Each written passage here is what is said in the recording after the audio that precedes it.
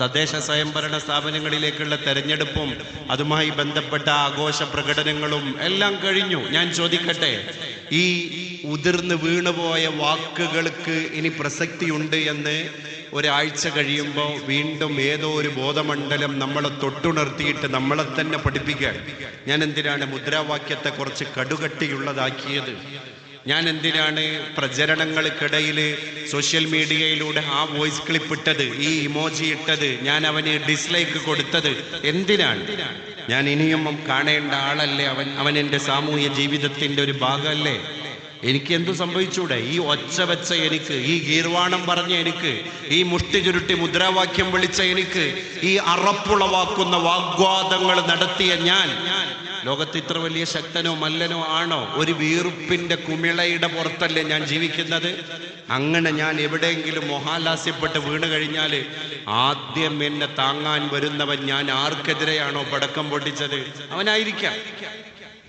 ആദ്യം എന്നെ കൊണ്ടുപോയി ആതുരാലയത്തിൽ കിടത്തുന്നവൻ, ആദ്യം എനിക്ക് വേണ്ടി ഒരു യൂണിറ്റ് ബ്ലഡ് തരുന്നവൻ, അവന്റെ ജാതിയും മതവും അവന്റെ രാഷ്ട്രീയവും അവന്റെ പ്രത്യയശാസ്ത്രവും ഒന്നും എനിക്കറിയാൻ പാടില്ല, അല്ലേ?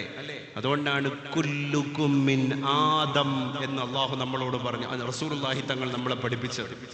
എല്ലാം ഒരൊറ്റ മനുഷ്യന്റെ പുത്രപുത്രി പരമ്പരകളാണ്. ആ ബോധ്യമാണ് അമാനത്ത്. അതൊരു സൂക്ഷിപ്പ് മുതലാണ്. വാക്ക് സൂക്ഷിപ്പ് മുതലാണ്, പ്രവൃത്തി സൂക്ഷിപ്പ് മുതലാണ്.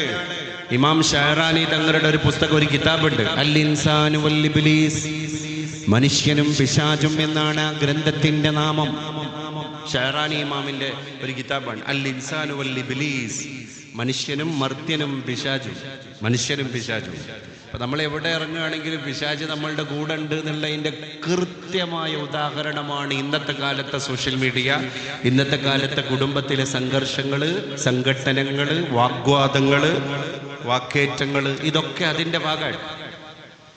അപ്പൊ ഈ ഇമാം ഷഹറാനി തങ്ങൾ ഇങ്ങനെ പറയുന്നുണ്ട്, ലിക്കുല്ലി മിൻകും ഖരീൻ, നമ്മൾക്കൊക്കെ നമ്മളെ വഴി പിഴപ്പിക്കാൻ ഒരു കൂട്ടുകാരനുണ്ട്, അതാണ് ഇബ്ലീസ്. നമ്മൾ യാത്ര പോവുകയാണെങ്കിൽ ഇബ്ലീസ് കൂടെ ഉണ്ടാകും. ഭാര്യ ചിലപ്പോൾ കൂടെ ഉണ്ടാവില്ല, ഇബ്ലീസ് കൂടെ ഉണ്ടാവും. ഇബ്ലീസ് മനുഷ്യനെ പിരിയുന്ന ഒരു ഘട്ടം പോലും ഇല്ല. അവന്റെ ഊണിലും ഉറക്കിലൊക്കെ ഇബ്ലീസ് അവന്റെ കൂടെയുണ്ട് എന്നാണ്. അപ്പൊ ആ ഒരു ചിന്ത നമുക്കുണ്ടെങ്കിൽ നമ്മൾ വാക്ക് സൂക്ഷിക്കും, പ്രവൃത്തി സൂക്ഷിക്കും. അതുകൊണ്ടാണ് ഇസ്ലാം പറഞ്ഞത് വൽകാളിമീനൽ ഗൈള വൽ ആഫീന അനിന്നാസ് വല്ലാഹു യുഹിബ്ബുൽ മുഹ്സിനീൻ. അല്ലാഹുക്ക് ഏറ്റവും ഇഷ്ടം മുഹ്സിനീങ്ങളെയാണ്. ആരാ ഇഹ്സാനുള്ള ആളുകൾ? മുഹ്സിനീങ്ങൾ എന്ന് പറഞ്ഞ ആളുകൾ ആരാണ്?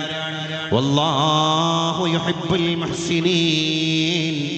അല്ലാഹു ഇഹ്സാനുള്ളവരെ ഇഷ്ടപ്പെടുന്നവനാണ്. ആരാണ് മുഹ്സിനീങ്ങളായ ആളുകൾ? വൽകാദിമീനൽ ഗൈർ വൽ ആഫീന അനിന്നാസ്.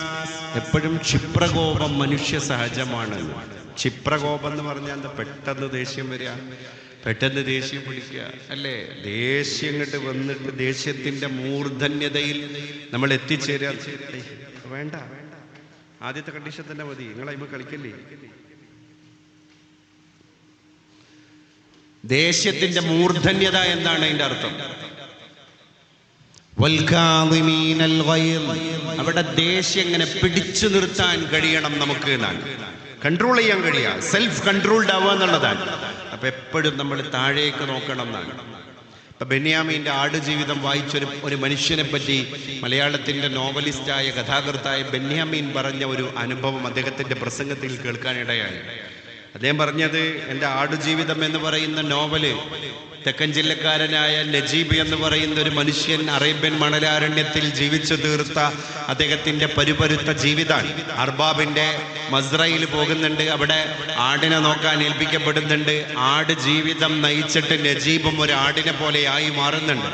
അത് വായിച്ച മലയാളിക്കൊക്കെ ആ സത്യം ബോധ്യപ്പെടും. അപ്പം ബെന്യാമീൻ, ഇതിന്റെ ഓദർ ബെന്യാമീൻ തന്നെ പറയാണ്, ഞാൻ എൻ്റെ ആടുജീവിതം എന്ന് പറയുന്ന നോവൽ എഴുതിയതിൻ്റെ പുറത്ത് എനിക്കുണ്ടായ ആഹ്ലാദം, ആ നോവലിന് കേന്ദ്ര സാഹിത്യ അക്കാദമി അവാർഡ് കിട്ടി എന്നുള്ളതോ അല്ലെങ്കിൽ മറ്റുള്ള പുരസ്കാരങ്ങൾ അതിനെ തേടി വന്നതോ എന്നതല്ല. അതിനേക്കാൾ ഉപരി എനിക്കുണ്ടായ സന്തോഷം അതൊരു മലയാളിയായ മനുഷ്യന്റെ ജീവിത സത്യമാണ്. അതെന്താണ് എന്ന് എല്ലാവർക്കും അറിയാനൊരു ആകാംക്ഷ. അപ്പൊ അദ്ദേഹം തന്നെ പറയാണ്, എൻ്റെ ആടുജീവിതം ഒരു മനുഷ്യന് പുതിയ ജീവിതം കൊടുത്തു എന്ന സത്യം. അതെന്താണ്? ഒരു മലയാളി ചെറുപ്പക്കാരൻ, അദ്ദേഹം കുടുംബത്തിൻ്റെ കൂടെ അങ്ങനെ ജീവിക്കുന്നതിൻ്റെ ഇടയിൽ സാമ്പത്തികമായ വലിയൊരു പരാധീനത വരുന്നു, കടക്കണിയിലാകുന്നു, ബാങ്ക്രപ്റ്റ് വരുന്നു. അങ്ങനെ അയാൾ മാനസികമായിട്ട് അപ്സെറ്റ് ആകുന്നു, മൈൻഡ് ഔട്ടാകുന്നു, മാനസികമായിട്ട് തകർന്നടിയാണ്. അങ്ങനെ അയാള് ഭാര്യനോടും മക്കളോടൊന്നും പറയാതെ ആത്മഹത്യ ചെയ്യാൻ തീരുമാനിക്കാൻ. നമ്മൾ ഫലസ്തീൻ്റെ കഥ പറഞ്ഞു.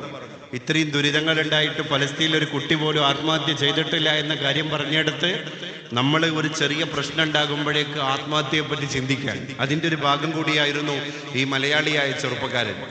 അങ്ങനെ അദ്ദേഹം ആത്മഹത്യ ചെയ്യാൻ തീരുമാനിച്ചു ഉറപ്പിച്ചതിൻ്റെ അടിസ്ഥാനത്തിൽ ഭാര്യയോടും മക്കളോടും പറയാതെ അങ്ങാടിയിൽ പോയിട്ട് അദ്ദേഹത്തിന് ആത്മാഹുതി നടത്താൻ ആവശ്യമായ വിഷപദാർത്ഥങ്ങൾ ഒരു പൊതിയിൽ അടക്കം ചെയ്ത് അദ്ദേഹത്തിൻ്റെ വീട്ടിലെ അലമാരിയിൽ അദ്ദേഹം ഭദ്രമായി പൂട്ടിവെച്ചു. എന്നിട്ട് അദ്ദേഹം ഇങ്ങനെ മനസ്സിൽ കരുതി, നാളെ പ്രഭാതം പൊട്ടിവിടർന്നു കഴിഞ്ഞാൽ അവ്വല് സുബൈക്ക് ഞാൻ വെറും വയറ്റിൽ ഈ വിഷപദാർത്ഥങ്ങൾ അകത്താക്കിയിട്ട് ഈ ലോകത്തോട് വിട പറയും, എനിക്ക് ജീവിതം മടുത്തു എന്ന് ശപഥം ചെയ്തിരിക്കുകയാണ് അയാൾ. അങ്ങനെ അന്ന് രാത്രി അദ്ദേഹം ഭാര്യയുടെയും മക്കളുടെയും കൂടെ ഉറങ്ങാൻ പോയില്ല. കാരണം നേരം വെളുത്താല് ആത്മഹത്യ ചെയ്യാൻ തീരുമാനിച്ചല്ലേ, ഇനി അവരുടെ കൂടെ പോയി കിടന്നിട്ട് കാര്യമില്ലല്ലോ. അങ്ങനെ അദ്ദേഹം അതേ വീട്ടിന്റെ മറ്റൊരു ശൂന്യമായ മുറിയിൽ പോയിട്ട് കിടക്കുകയാണ്. നേരം വെളുപ്പിക്കണമല്ലോ, നേരം വെളുത്തിട്ടാണല്ലോ ആത്മഹത്യ ചെയ്യാൻ തീരുമാനിച്ചത്. അതിന്റെ അടിസ്ഥാനത്തിൽ അവിടെ പോയി ഇങ്ങനെ ഇരുന്നപ്പോൾ ആ റൂമിന്റെ മേശപ്പുറത്ത് അദ്ദേഹം ഒരു പുസ്തകം കണ്ടു. അതാണ് ഈ പറഞ്ഞ ഈ ബെന്യാമിന്റെ ആടുജീവിതം എന്ന് പറയുന്ന നോവൽ. അദ്ദേഹം ഒരു 15 മിനിറ്റ് ഒന്ന് വായിക്കാന്ന് വിചാരിച്ചു തുടങ്ങിയതാണ്. പക്ഷേ ആ വായന അദ്ദേഹത്തെ അത് പൂർത്തീകരിക്കാൻ, ഒറ്റ ഇരിപ്പിൽ അത് പൂർത്തിയാക്കാൻ പ്രേരിപ്പിച്ചു. അങ്ങനെ അദ്ദേഹം ആ ഇരുന്ന ഇരിപ്പിൽ ബെന്യാമിന്റെ ആടുജീവിതം വായിച്ചു തീർത്തപ്പോൾ അതിൻ്റെ ഒരു ആന്തോളനം അദ്ദേഹത്തിൻ്റെ മനോമുകുരങ്ങളിലേക്ക് ഇങ്ങനെ ആളിപ്പടർന്നു. ഇതൊരു മനുഷ്യന്റെ ജീവിതമാണല്ലോ പടച്ചോനെ, ഇത് കള്ളക്കഥയല്ലല്ലോ, ഇത് വ്യാജ നിർമ്മിതിയല്ലല്ലോ. എങ്കിൽ ഞാനും നജീബിനെ പോലൊരു മനുഷ്യനല്ലേ? നജീബ് അറേബ്യൻ മണലാരണ്യത്തിൽ ജീവിച്ച് തീർത്ത ജീവിതത്തിന്റെ സാഹസങ്ങളുടെ 1/4 പോലും വരില്ലല്ലോ എൻ്റേത്. പിന്നെ എന്തിനാണ് നജീബ് ആത്മഹത്യ ചെയ്തില്ലല്ലോ, എന്തിനാ ഞാൻ ആത്മഹത്യ ചെയ്യാൻ തീരുമാനിക്കുന്നത്? അങ്ങനെ ആ വായന പൂർത്തീകരിച്ച് അദ്ദേഹം ചെയ്ത ആദ്യത്തെ പ്രവൃത്തി എന്താണ്? അദ്ദേഹം നാളെ രാവിലെ ആത്മഹത്യ ചെയ്യാൻ ഉപയോഗിക്കണം എന്ന് തീരുമാനിച്ച് അലമാരിയിൽ പൂട്ടിവെച്ച ഈ പാക്കറ്റ് വിഷപദാർത്ഥം എടുത്തിട്ട് ആരും അറിയാതെ വെളിയിലേക്ക് പോയി അത് കുപ്പത്തൊട്ടിയിലേക്ക് യാതൊരു ലാഞ്ചനയുമില്ലാതെ വലിച്ചെറിയാണ്. എന്നിട്ട് അദ്ദേഹം പിന്നെ തിരിച്ചു വരുന്നുണ്ട്. ബെന്യാമീൻ അതിനെപ്പറ്റി പറയുന്നത് അദ്ദേഹത്തിന്റെ വീട്ടിലേക്ക് എന്നല്ല, ജീവിതത്തിലേക്ക് എന്നാണ്. അത് യാഥാർത്ഥ്യം കൂടിയാണ്. അങ്ങനെ ഭാര്യയും മക്കളും കിടക്കുന്ന മുറിയിൽ പോയി അവരെ കെട്ടിപ്പിടിച്ച് വാരി പുണർന്നിട്ട് അദ്ദേഹം അങ്ങനെ രണ്ടാമതൊരു ജീവിതം ജീവിക്കുകയുണ്ട്. രണ്ടാമത് ജീവിതം എന്ന് പറയാം, കാരണം ജീവിതം അവസാനിപ്പിക്കാൻ തീരുമാനിച്ച ഒരു മനുഷ്യനാണ് അദ്ദേഹം. നമ്മളെപ്പോഴും നമ്മളെ നിഅമത്തുകളെ കുറവായി കാണുന്നത് എപ്പോഴാണ്? പണ്ടൊരു ടീച്ചർ സ്കൂളിലെ ബ്ലാക്ക് ബോർഡിൽ ഒരു വൈറ്റ് ചോക്ക് എടുത്തിട്ട് ഒരു കുറിയ വര വരച്ചു. എന്നിട്ട് കുട്ടികളോട് പറഞ്ഞു, മക്കളെ, ഞാൻ ഈ വരച്ച വരയെ ഈ വരയുടെ ഏതെങ്കിലും ഒരു ഭാഗത്ത് സ്പർശിക്കാതെ, ഇതിന് പരിക്കേൽപ്പിക്കാതെ നിങ്ങൾ ചെറുതാക്കണം. ചെറുതാക്കുമ്പോൾ നിങ്ങൾ വളരെ ശ്രദ്ധിക്കേണ്ടത്, ഞാൻ വരച്ച വരയ്ക്ക് ഒരു പോറലേൽക്കാൻ പാടില്ല, ഇതിൻ്റെ ഏതെങ്കിലും അറ്റം നിങ്ങൾ മായ്ച്ചു കളയാൻ പാടില്ല, ഇതിൽ തൊടാൻ പാടില്ല. ഞാൻ വരച്ച വരയിൽ തൊടാതെ, ഇതിനെ മായ്ക്കാതെ ഞാൻ ഈ ചോക്ക് കൊണ്ട് ഈ കറുത്ത ബോർഡിൽ വരച്ച നേർരേഖയെ നിങ്ങളൊന്ന് ചെറുതാക്കണം. എല്ലാ കുട്ടികളും പരാജയം പങ്കുവച്ച് പഞ്ചപുച്ഛ മടക്കിയപ്പോൾ പിന്നിൽ നിന്നൊരു കുട്ടി എണീറ്റ് വന്നിട്ട് പറഞ്ഞു, ടീച്ചറെ, ആ ചോക്കിങ് തരുമെന്ന്. ടീച്ചർ വരച്ച വര ചെറുതാക്കണമെങ്കിൽ ഡസ്റ്ററാണല്ലോ ചോദിക്കേണ്ടത്. പക്ഷെ കക്ഷി ചോദിച്ചത് ചോക്കാണ്. ടീച്ചർ യാതൊരു ആലസ്യമില്ലാതെ ചോക്ക് കൊടുത്തപ്പോൾ ആ കുട്ടി ടീച്ചർ വരച്ച വരയുടെ നേരെ മുകളിലായിട്ട് അതിനേക്കാൾ വലിപ്പമുള്ള ഒരു വലിയ വര വരച്ചു. എന്നിട്ട് അവൻ ക്ലാസ്സിൽ പോയിരുന്നു. എന്നിട്ട് അവിടെ നിന്ന് അവൻ ധീരനായി വിളിച്ചു പറഞ്ഞു, ഇപ്പൊ ടീച്ചർ വരച്ച വര ചെറുതായില്ലേ? ഞാൻ വരച്ച ദീർഘമായ വരയിലേക്ക് ചേർത്ത് നോക്കിയപ്പോൾ ടീച്ചറുടെ വര ചെറുതായില്ലേ? അപ്പൊ ടീച്ചർ ശാന്തയായി കൈയടിച്ചു, കുട്ടികളും കൈയടിച്ചു. അതായിരുന്നു ശരി. നമ്മൾ ജീവിതത്തിലെ ശരിയെ കണ്ടെത്താൻ നമ്മളെ ജീവിതത്തെ മാത്രം പാകപ്പെടുത്തിയാൽ പോരാ, നമ്മളെക്കാൾ കഷ്ടപ്പെടുന്ന വലിയ വലിയ പ്രതിസന്ധിയുള്ള ആളുകളുടെ ജീവിതത്തെ കണ്ടെത്തുക കൂടി വേണം. അതാണ് ഇസ്ലാമിൻ്റെ സൈക്കോളജി. സോഷ്യലാകണം. അതുകൊണ്ടാണ് ജമാഅത്ത് നിസ്കാരത്തിന് 27 ഇരട്ടി പ്രതിഫലം ഇസ്ലാം കൊടുത്തത്. എന്തിനാണ്?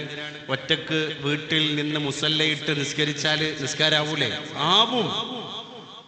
ഫർളായ നിസ്കാരം അദാ ആയിട്ട് തന്നെ നിങ്ങൾ നിർവഹിച്ചു, അല്ലാഹുവിന്റെ ചോദ്യത്തിൽ നിന്ന് നിങ്ങൾ രക്ഷപ്പെട്ടു. പക്ഷേ 27 ഇരട്ടി പ്രതിഫലം നിങ്ങൾക്ക് സ്വായത്തമാക്കാൻ കഴിഞ്ഞിട്ടില്ല. അതെവിടെയാണ്? അത് ജമാഅത്തായ നിസ്കാരത്തിലാണ്. നിങ്ങൾ സഫുകൾ ശരിയാക്കി മടപ്പൊപ്പിച്ച് നിങ്ങൾ സഫ് കെട്ടി നിസ്കരിക്കണം. നിങ്ങളുടെ കാലുകൾക്ക് ചുമലുകൾക്കിടയിലുള്ള വിടവുകൾ നിങ്ങൾ നികത്തണം.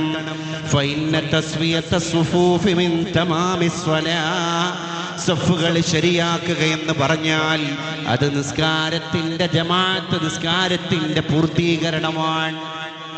ഇസ്ലാം മനുഷ്യനെ സോഷ്യലാകാൻ ഇങ്ങനെ പ്രേരിപ്പിക്കാൻ. സോഷ്യലാകണതിൻ്റെ കൂടെ എല്ലാവരും പോയിട്ടാണല്ലോ സുജൂദ് ചെയ്യുന്നത്, അല്ലേ? ഇന്നക ലൻ തസ്ജുദ സുജൂദ ഇല്ലാ റഫഅക്കല്ലാഹു ബിഹാ ദറജ. നീ ഒരൊറ്റ സുജൂദും ഭൂമിയിൽ ചെയ്യുന്നില്ല, ആ ഒരു സുജൂദ് കാരണം അല്ലാഹു തആല നിന്റെ ദറജ ഉയർത്തിയിട്ടല്ലാതെ. അപ്പോൾ ഓരോ സുജൂദിലും നമ്മുടെ സ്ഥാനം ഇങ്ങനെ ഉയരേണ്ടതാണ്. നമ്മൾ ചെറുതാവുകയാണല്ലോ. അലി റളിയല്ലാഹു അൻഹുവിനോട് ഒരാൾ വന്ന് ചോദിക്കേണ്ട, അലിയാർ ഇമാം അലി തങ്ങളെ, എന്താണ് അല്ലാഹു തആല ഒരു നിസ്കാരത്തിന്റെ ഒരു റക്അത്തിൽ തന്നെ നമുക്ക് 2 സുജൂദ് നിർബന്ധമാക്കിയത്? ഇഅ്തിദാൽ ഒന്നല്ലേ ഉള്ളൂ, ഒരു റക്അത്തിൽ റുക്കൂ ഒന്നല്ലേ ഉള്ളൂ, എന്തിനാണ് അലി തങ്ങളെ സുജൂദ് അല്ലാഹു തആല 2 തന്നത്? അതിന്റെ ലോജിക്ക് എന്താണ്? അലി റളിയല്ലാഹു അൻഹു പറഞ്ഞു കൊടുക്കാണ്, അതിൽ വലിയൊരു ഫൽസഫ കിടക്കുന്നുണ്ട്, വലിയൊരു ചിന്ത മറിഞ്ഞു കിടക്കുന്നുണ്ട്. നമ്മൾ ഒരു നിസ്കാരത്തിന്റെ ഒരു റക്അത്തിൽ തന്നെ 2 സുജൂദ് ചെയ്യുന്നുണ്ട്. അപ്പൊ ആദ്യത്തെ സുജൂദിലേക്ക് നമ്മൾ പോകുമ്പോൾ അല്ലാഹു നമുക്ക് നൽകുന്ന ചിന്ത, നീ മണ്ണാണ്.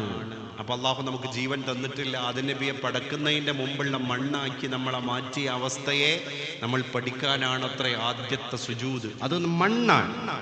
ആ സുജൂദിൽ നിന്നുള്ള ഉയരൽ ദുനിയാവിലേക്ക് നമ്മൾ വന്നു എന്നുള്ളതിന്റെ സൂചകമാണ്. രണ്ടാമത്തെ സുജൂദിലേക്ക് അതേ റക്അത്തിൽ തന്നെ നമ്മൾ പോകുന്നത് നമ്മൾ ഖബറിലേക്ക് പോയി എന്നുള്ളതിന്റെ സൂചനയാണ്. ആ രണ്ടാമത്തെ സുജൂദിൽ നിന്ന് നമ്മൾ ഉയർന്നു എന്നുള്ളത് ഖബറിൽ നിന്ന് നമ്മൾ മഹ്ശറിലേക്ക് എത്തി എന്നുള്ളതിന്റെ സൂചകമാണ്.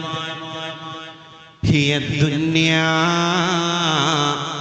അഖല്ലു മിനൽ ഖലീലി വഅശിഖുഹാ അദല്ലു മിനദ്ദലീലി.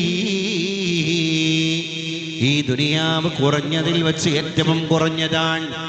അതുകൊണ്ട് നമ്മൾ മണ്ണോട് ചേരേണ്ടവൻ, മണ്ണായി കഴിഞ്ഞതിന്റെ ശേഷം നാളെ മഹ്ശറയിൽ ഉയർത്തെഴുന്നേൽപ്പിക്കപ്പെടേണ്ടവൻ. നിബിധങ്ങൾ മറ്റൊരിടത്ത് പറഞ്ഞിട്ടുണ്ട്, യമൂത്തുൽ ഇൻസാനു അലാ മാ ആശ അലൈഹി. ഏതൊരു മനുഷ്യനും മരണപ്പെടുന്നത് അവൻ എങ്ങനെ ജീവിച്ചോ അതുപ്രകാരമാണ്. വയുഹ്ശറു അലാ മാ മാത അലൈഹി.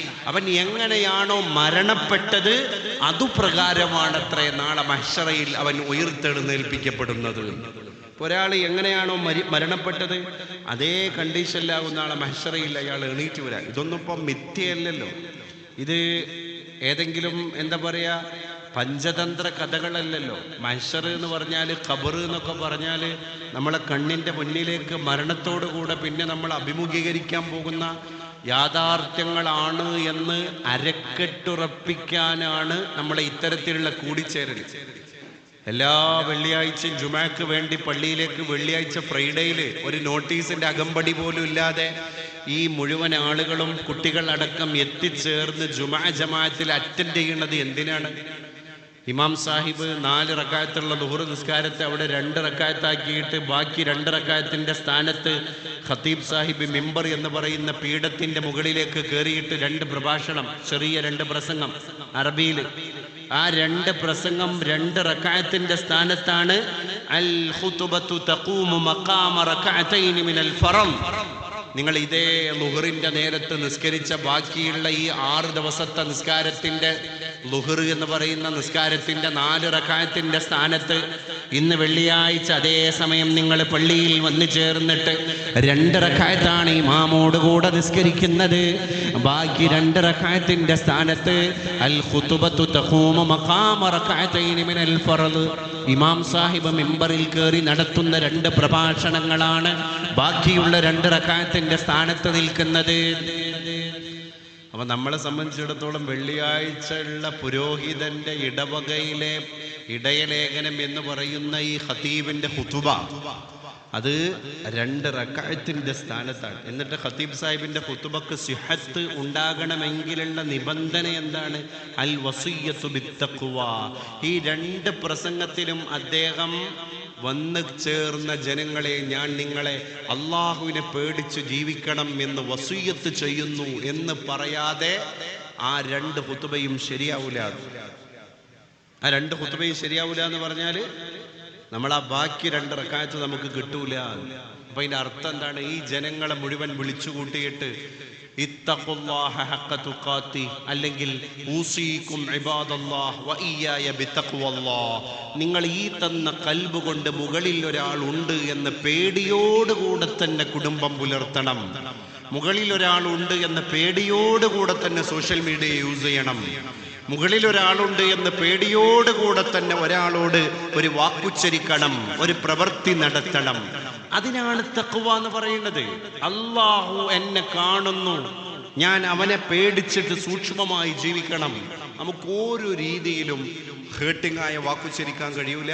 നമ്മൾ അന്യായം ചെയ്യൂല, അന്യായം പ്രവർത്തിക്കൂല, അന്യായം പറയൂല. അതാണ് മുത്തഖി. മുത്തഖി എന്ന് പറയുന്ന മനുഷ്യൻ, ആ മനുഷ്യനാണ് മുത്തഖി എന്ന് പറയാ.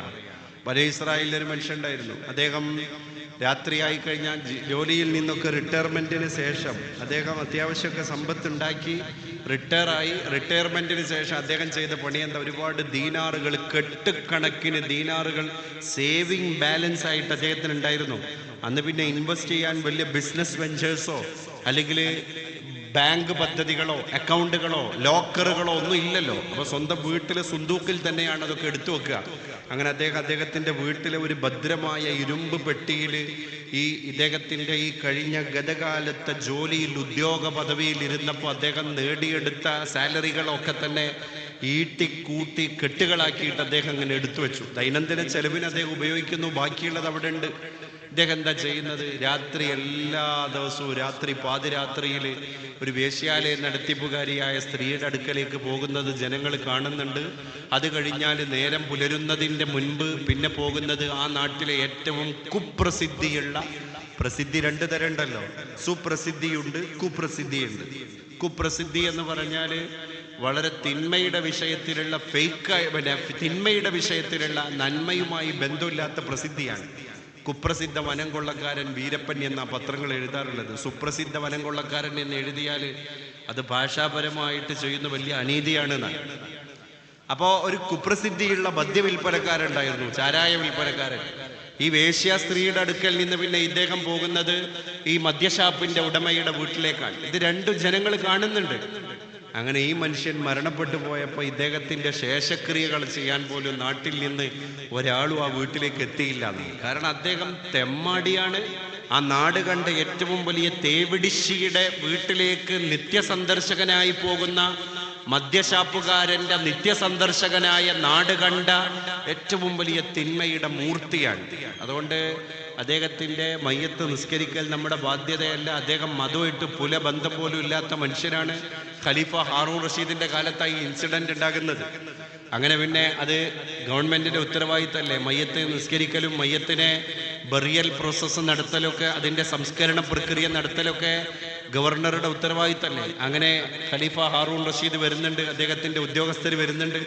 അപ്പോഴാണ് ഇദ്ദേഹത്തിന്റെ ഭാര്യ കരഞ്ഞിട്ട് പറയുന്നത്, നാട്ടുകാർ ഒരു മനുഷ്യനും എൻ്റെ ഭർത്താവിൻ്റെ മൃതദേഹത്തിലേക്ക് തിരിഞ്ഞു നോക്കിയിട്ടില്ല. കാരണം അവരെൻ്റെ ഭർത്താവിൻ്റെ പ്രത്യക്ഷ ജീവിതമാണ് കണ്ടത്. അദ്ദേഹത്തിന്റെ ഖൽബ് വായിക്കാൻ അവർക്കാർക്കും കഴിഞ്ഞിട്ടില്ല. പക്ഷെ എനിക്കതറിയാം, നല്ല നീയത്തുള്ള അള്ളാഹുവിനെ പേടിയുള്ള മനുഷ്യനാണ്. എൻ്റെ അടുക്കൽ അദ്ദേഹം പറയും, പെണ്ണെ, ഞാൻ ഈ ഈട്ടിക്കൂട്ടി വച്ചിരിക്കുന്ന എൻ്റെ സമ്പാദ്യം മുഴുവൻ നന്മക്ക് വേണ്ടിയാണ്, സ്വതക്കക്ക് വേണ്ടിയാണ്. അങ്ങനെ അദ്ദേഹം ഒരു കെട്ട് പൈസ എടുത്തിട്ട് അന്ന് രാത്രി ഇറങ്ങും. ആ വേശ്യാ സ്ത്രീയുടെ അടുക്കൽ പോയിട്ട് ആ വേശ്യാ നടത്തിപ്പുകാരിയായ സ്ത്രീയോട് പറയും, പെങ്ങളെ, നീ അപരപുരുഷനെ, അന്യനെ പ്രതീക്ഷിച്ച് നേരം വെളുക്കുവോളം കാത്തിരിക്കുന്നത് നിന്റെ സുഖഭോഗം കണ്ടെത്താനല്ല, നിന്റെ ജീവിതത്തിന്റെ നിത്യവൃത്തിക്ക് പണം ഉണ്ടാക്കാൻ വേണ്ടിയാണ്. അതുകൊണ്ട് പരപുരുഷനെ നീ പ്രാപിക്കുന്നതിലൂടെ നീ പ്രതീക്ഷിക്കുന്ന പണം എത്രയാണ്? അപ്പൊ ഇന്നത്തെ രാത്രി 1500 രൂപ എൻ്റെ ലക്ഷ്യമാണ്. ആ ടാർഗറ്റ് അച്ചീവ് ചെയ്താൽ ഞാൻ എൻ്റെ വീടിൻ്റെ വാതിലടക്കും. അപ്പൊ ആ സ്ത്രീക്ക് 1500 ദിർഹം കൊടുത്തിട്ട് ഈ സഹോദരൻ പറഞ്ഞൊരു കാര്യമുണ്ട്, നിനക്ക് കിട്ടേണ്ട പണം കിട്ടി, നീ അതുകൊണ്ട് കുടുംബം പുലർത്തുക, നീ അന്യപുരുഷനെ പ്രതീക്ഷിക്കരുത്. അങ്ങനെ ആ സ്ത്രീ കാരണം ഒരുപാട് പരപുരുഷന്മാര് അവിഹിതങ്ങളിൽ നിന്ന് രക്ഷപ്പെട്ടു. ഈ മനുഷ്യൻ ചെയ്ത ധർമ്മത്തിന്റെ നീയത്തിന്റെ പശ്ചാത്തലം അതായിരുന്നു. അത് കഴിഞ്ഞ് ഷാപ്പുടമയുടെ വീട്ടിലേക്ക് ഇദ്ദേഹം പോയിട്ട് ഇദ്ദേഹം പറയുന്ന ഒരു കാര്യമുണ്ട്, നിന്റെ വാറ്റുചാരായത്തിന്റെ ചഷകത്തിൽ നിന്ന് വാറ്റുചാരായം വിൽപ്പന നടത്തുമ്പോൾ അതിൽ നീ പ്രതീക്ഷിക്കുന്ന ലാഭം എന്താണ്? 2000 ദിർഹം അത് കൊടുക്കുന്നു. എന്നിട്ട് അത് വിലക്ക് വാങ്ങിയിട്ട് അത് ഒഴുക്കി കളയാണ് ഓടയിൽ. ഇദ്ദേഹത്തിന് ചെയ്യാൻ പറ്റുന്ന അദ്ദേഹം ചെയ്യുന്നു. അങ്ങനെ വീട്ടിലേക്ക് വരുന്നു. എന്നിട്ട് ഭാര്യയോട് ഈ കാര്യം പറയുന്നു. ഹാറൂൺ റഷീദ് തങ്ങൾ ഈ വിവരം അറിഞ്ഞപ്പോൾ ജനങ്ങളെ മുഴുവൻ ഒരുമിച്ച് കൂട്ടിയിട്ട് പിന്നെ ശേഷക്രിയാ നടപടികളൊക്കെ നടത്തി എന്നുള്ളതാണ്. അതാണ് നമ്മൾ ഒരിക്കലും പ്രത്യക്ഷത്തിൽ ഒരു വിലയിരുത്തൽ നടത്തി മാർക്കിട്ട് സോഷ്യൽ മീഡിയയിൽ ലൈക്കും ഡിസ്ലൈക്കും കൊടുത്തു കഴിഞ്ഞാൽ എൻ്റെ ഉത്തരവാദിത്തം പൂർത്തിയായി എന്ന് തീരുമാനിക്കേണ്ട ആൾക്കാരല്ല. വലിയ ഉത്തരവാദിത്തമാകുന്ന അമാനത്തിൻ്റെ പൊതി എൻ്റെ റബ്ബിൻ്റെ മഹ്ശറയാകുന്ന കോടതിയുടെ മുറ്റത്ത് ഞാൻ അഴിച്ചിട്ട് എൻ്റെ കണക്കുകൾ ഓരോന്നോരോന്നായി തരതമ ഭേദം കുറിച്ച് പറയാൻ വിധിക്കപ്പെട്ട ആളാണ് ഞാൻ എന്ന ബോധ്യാണ് മിമ്പറിൽ ഖതീബ് പറയുന്ന വാക്കിൻ്റെ അർത്ഥം. ഊസീകും ബിത്തഖ്വല്ലാഹ്. നിങ്ങൾ ഈ പള്ളിമേടയിൽ വന്ന് 10 മിനിറ്റ് ചടങ്ങ് കഴിഞ്ഞ് തിരിച്ചു പോകും. നിങ്ങളെ കയ്യിൽ ഒരു പൊതി ഞാൻ ഏൽപ്പിക്കുകയാണ്. അതെന്താണ്? അൽ വസിയ്യത്തു ബിത്തഖ്വ. അള്ളാഹുവിനെ പേടിച്ച് ജീവിക്കണേ. അതുകൊണ്ടാണ് സൂഫിയായത്, അതുകൊണ്ടാണ് വലിയായത്, അതുകൊണ്ടാണ് മുസാഫിർ ഉപ്പാപ്പയായത്. എങ്ങനെയാണ്? അവർ പടച്ചോനെ പേടിച്ച് ജീവിച്ചപ്പോൾ ഇവിടെ ഒരു ജീവിയെയും അവർക്ക് ആക്രമിക്കാൻ കഴിഞ്ഞില്ല എന്നുള്ളതാണ്. ഒരു ജീവിയെയും. കാരണം അള്ളാഹു റൂഹ് കൊടുത്ത വസ്തുക്കളല്ലേ അവർക്ക്. സൂഫികൾ അങ്ങനെയല്ലേ? റിഫായി ഷെയ്ഖിന്റെ ചരിത്രം പഠിക്കുമ്പോൾ ഒരു ഹ്യൂമനിറ്റേറിയൻ പെർസ്പെക്റ്റീവ് അണ്ടർലൈൻ ചെയ്യും നമ്മൾ. റിഫായി ഷെയ്ഖ് എന്ന് പറയുന്ന അഹമ്മദുൽ കബീർ റിഫായി ഖദ്ദസല്ലാഹു സിറഹുൽ അസീസ് തങ്ങൾ ലോകത്ത് സൂഫി ലോകത്തിന്റെ ചക്രവാള സീമയിൽ ഏറ്റവും വലിയ ചക്രവർത്തിയാകാനുള്ള കാരണം എന്താണ്? അദ്ദേഹം അള്ളാഹുവിൻ്റെ വലിയാകാനുള്ള പ്രധാന കാരണം അന്നത്തെ മഹാന്മാർ പറയുന്നത്, മൃഗങ്ങളോട് സാമൂഹ്യ ജീവിതം നയിക്കുന്ന സഹജീവികളായ പക്ഷിപ്പറവകളോട്, മൃഗങ്ങളോട് മനുഷ്യന് കൊടുക്കുന്ന സമാനമായ കരുണ കൊടുത്തു എന്നുള്ളതാണ്. ആ കാരുണ്യം നോക്കൂ നിങ്ങൾ, എല്ലാ വേദങ്ങളിലും എല്ലാ കൃത്യങ്ങളിലും ഉള്ളൊരു കാര്യമല്ല ഈ ആർദ്രത. ശ്രീനാരായണ ഗുരു ആത്മോപദേശ ശതകം എഴുതിയിട്ടുണ്ട്, എന്നാൽ അനുകമ്പ ദശകം എഴുതിയിട്ടുണ്ട്. അനുകമ്പയെ പറ്റിയാണ് പറയുന്നത്. അതിൽ അനുകമ്പ ദശകത്തില് ശ്രീനാരായണ ഗുരു ആദ്യം പ്രയോഗിക്കുന്ന വരി തന്നെ, ഒരു പീഡ എറുമ്പിനോട് പോലും അരുതെന്നുള്ള അനുകമ്പയും സദാ കരുണാകര എന്നാണ് പ്രയോഗിക്കുന്നത്, അല്ലേ? അപ്പൊ ഉറുമ്പിനോട് പോലും ഒരു പീഡ അരുതെന്നുള്ള അനുകമ്പയാണ് എനിക്ക് ലോകത്തോട് വിളിച്ചു പറയാനുള്ളത്. അതിനകത്താണ് അവനവനെന്നറിയുന്നതോർത്താൽ അവനിയിൽ ആദിമമായൊരാത്മരൂപം, അവനവനാത്മസുഖത്തിനാചരിക്കുന്നവ അപരന്നു സുഖത്തിനായി വരേണം. ഞാൻ എൻ്റെ സുഖം കണ്ടെത്തുമ്പോൾ വേറുള്ളവന് അത് ദുഃഖമായി മാറാൻ പാടില്ല. അവൻ്റെ കൂടി സുഖമാണ് എൻ്റെ സുഖം, അതൊരു സന്തോഷം. അങ്ങനെയാണ് റിഫായി ഷെയ്ഖ് ലോകത്തെ ചക്രവർത്തിയായത്.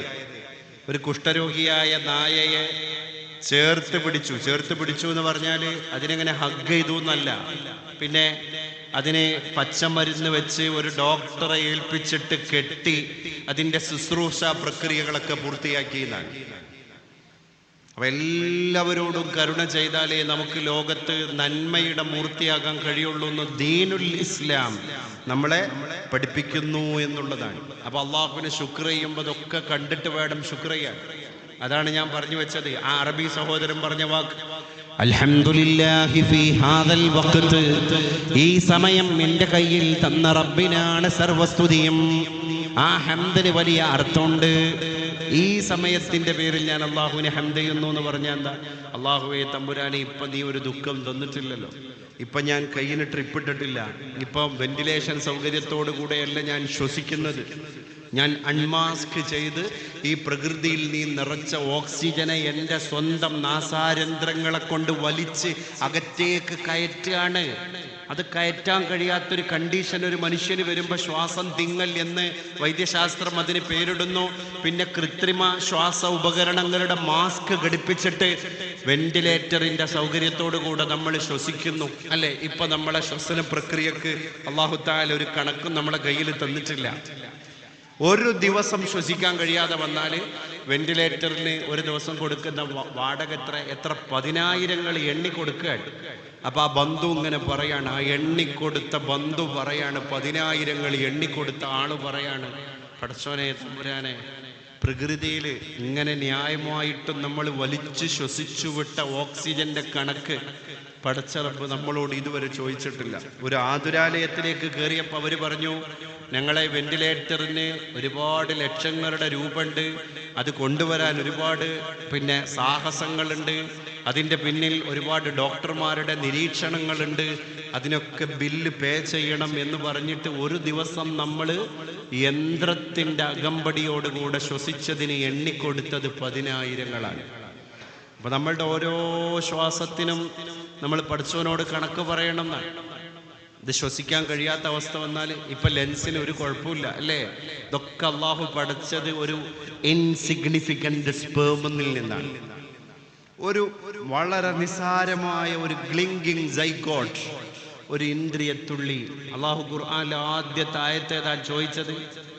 ഇഖ്റഅ ബിസ്മി റബ്ബിക്കല്ലദീ ഖലഖ്, നിന്നെ പടച്ച തമ്പുരാന്റെ പേരിൽ നീ വായന നടത്ത്. അപ്പൊ നന്നായി വായിക്കണം എന്ന് ഇസ്ലാം നമ്മളോട് പറഞ്ഞു. എന്തും വായിക്കണം എന്നതിൻ്റെ അർത്ഥം. വായിച്ചാലേ മനുഷ്യൻ വളരുള്ളൂ. പണ്ട് കുഞ്ഞുണ്ണി മാഷ് പറഞ്ഞാതിരി വായിച്ചാലും വളരും, വായിച്ചില്ലെങ്കിലും വളരും. വായിച്ചു വളർന്നാൽ വിളയും, വായിക്കാതെ വളർന്നാൽ വളയും. വൈക്കം മുഹമ്മദ് ബഷീർ പറഞ്ഞിട്ടുണ്ട്, വായിച്ചു ജീവിക്കുന്നവൻ പല ജീവിതം ജീവിക്കുന്നു, വായിക്കാതെ ജീവിക്കുന്നവൻ ഒറ്റ ജീവിതം ജീവിക്കുന്നു ഈ ആലം ദുനിയാവിൽ. വായിക്കാതെ ജീവിക്കുന്നവൻ ഒറ്റ ജീവിതം ജീവിക്കുക എന്ന് പറഞ്ഞാൽ അവന് റൂഹ് പിരിയുമ്പോൾ അതോടുകൂടെ അവൻ മരിക്കുന്നു. അവൻ ജനിച്ചപ്പോൾ അവൻ ജീവിക്കാൻ തുടങ്ങി, ഖലാസ്.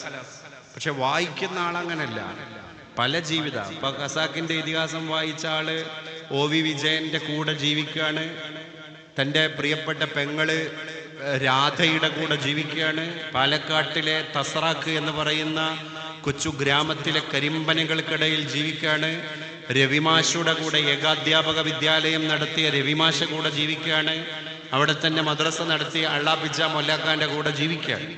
അപ്പോ ഖസാക്കിന്റെ ഇതിഹാസം വായിച്ചൊരു മലയാളി ഖസാക്കിലൂടെ ജീവിക്കുകയാണ്, പാലക്കാട്ടിലൂടെ ജീവിക്കുകയാണ്. അതൊരു ജീവിതമാണ്.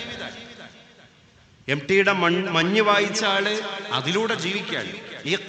വായിച്ചു കൊണ്ട് വളരണം, കുട്ടികളെ വായിപ്പിച്ച് ശീലിപ്പിച്ചു വളർത്തണം. ബിസ്മി റബ്ബിക്കല്ലദീ ഖലഖ്, പടച്ച തമ്പുരാന്റെ നാമത്തിൽ. വല്ലാഹു ഖാലിഖാൻ. എന്നിട്ട് അല്ലാഹു അടുത്ത ആയത്തിൽ പറയുന്നത് ഖലഖൽ ഇൻസാന മിൻ അലഖ്, മനുഷ്യ നിന്നെ ഞാൻ പടച്ചിരിക്കുന്നത് ഒരു ഇൻസിഗ്നിഫിക്കന്റ് ബിഗിനിങ്ങിലൂടെയാണ്. സ്പേം, ഒരു ഇന്ദ്രിയത്തുള്ളി, അല്ലേ? വളരെ നിസാരം എന്ന് പറഞ്ഞ് നമ്മൾ മൈൻഡ് ചെയ്യാത്ത ഒറ്റ ഇന്ദ്രിയത്തുള്ളിയിൽ നിന്നല്ലേ മനുഷ്യ നീ എന്ന സ്വത്വം രൂപപ്പെട്ടത്. നമ്മളൊന്ന് ആലോചിച്ച് നോക്ക്, ശരിക്കാലോചിച്ചാലേ ആ ഒട്ടിപ്പിടിച്ച ഇന്ദ്രിയത്തുള്ളിയാണല്ലോ പഠിച്ചോനെ ഒരു ബ്രെയിനായത്. ആ ഇന്ദ്രിയത്തുള്ളിയാണല്ലോ എൻ്റെ ഐ, അല്ലേ? എൻ്റെ നോസ്, എൻ്റെ ടീത്ത്, എൻ്റെ ഹാൻഡ്, എൻ്റെ ലിവർ, എൻ്റെ ലെൻസ്, എൻ്റെ ബോൺ, എൻ്റെ നെർവ്, എല്ലാം അതാണല്ലോ. എൻ്റെ പെങ്ങളുടെ യൂട്രസ്, എൻ്റെ സ്റ്റൊമക്, എൻ്റെ സ്കിൻ, എൻ്റെ ബ്ലഡ്, എല്ലാം അതാണല്ലോ റബ്ബേ.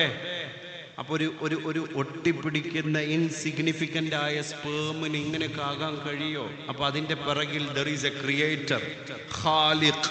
പടച്ചോന് നമ്മൾ പച്ച മലയാളത്തിൽ പറയുന്ന വാക്കിന്റെ അർത്ഥം എന്താ? ഖാലിഖ്, പടച്ച ആള് എന്നാണ്. പടച്ചോനെ എന്ന് വിളിക്കും നമ്മൾ, അല്ലേ? എപ്പോഴും ശരണം തേടുന്നത് അവന്റെ അടുക്കലേക്കാണ്. എന്തിനാണത്? ഇതിന്റെ പിന്നിൽ നിന്റെ കരമുണ്ട് റബ്ബേ. അതാണല്ലോ അള്ളാഹുവിന്റെ ഇലാഹിയത്ത് എന്ന് പറയുന്ന സാധനം. റബ്ബിലേക്ക് നമ്മൾ എത്തുക. ഇവിടൊക്കെ നമ്മൾ ചിന്തിക്കേണ്ട ഒരു സാധനമുണ്ട്. അള്ളാഹു തന്നെയാണ് അമരം. അള്ളാഹു ബാഖി മിൻ കുല്ലി ഫാനി. എല്ലാം മരിക്കുന്നതാണ്.